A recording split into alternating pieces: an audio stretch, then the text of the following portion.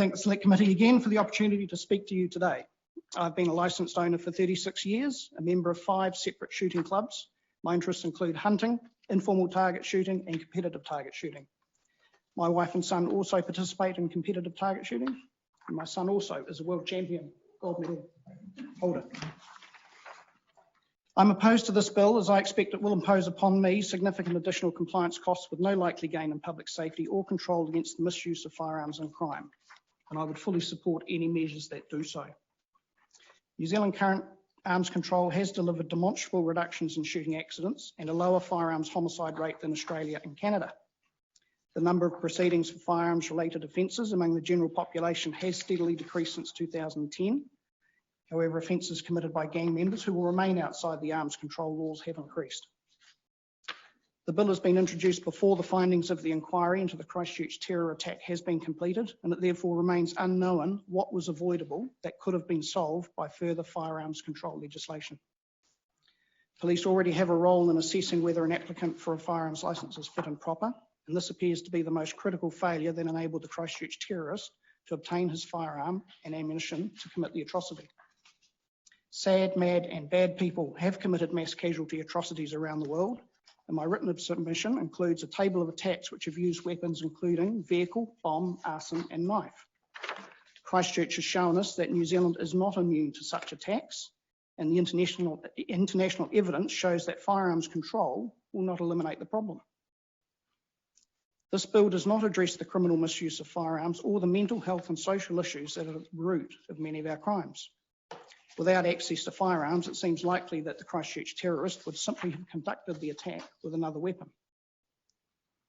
From information obtained from the regulatory impact statement, I estimate the additional personal cost to me if this bill is passed to be approximately $70 per annum for licence renewal fees and $90 per annum for my member contributions to the additional costs for police certification and approval of shooting clubs and ranges.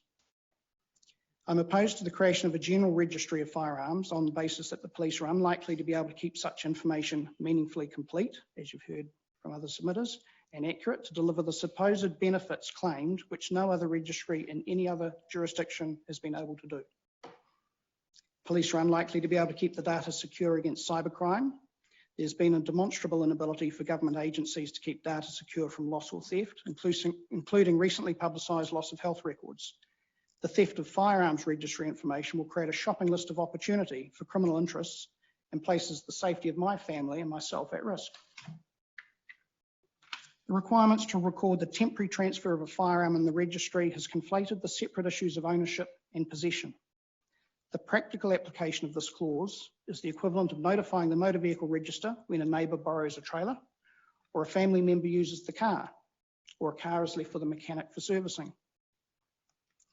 My additional personal costs, estimated $160 annually, and the ongoing annual operating costs of up to $43 million that's been estimated, but doesn't include Ministry of Justice or Department of Corrections costs, have been indicated in the regulatory impact statement.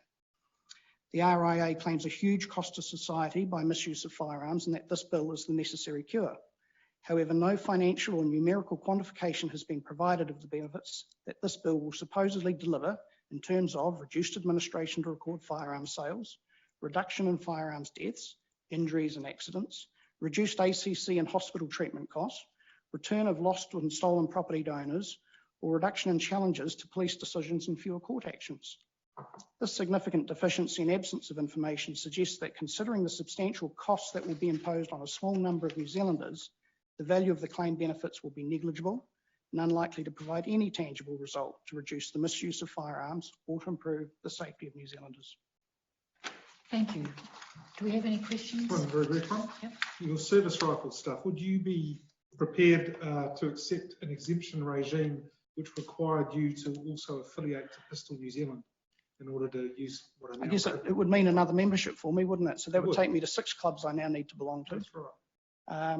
It could be a workable solution. The Pistol Association has a workable framework for additional oversight of restricted weapons. I'd be happy with that. Okay, thank you.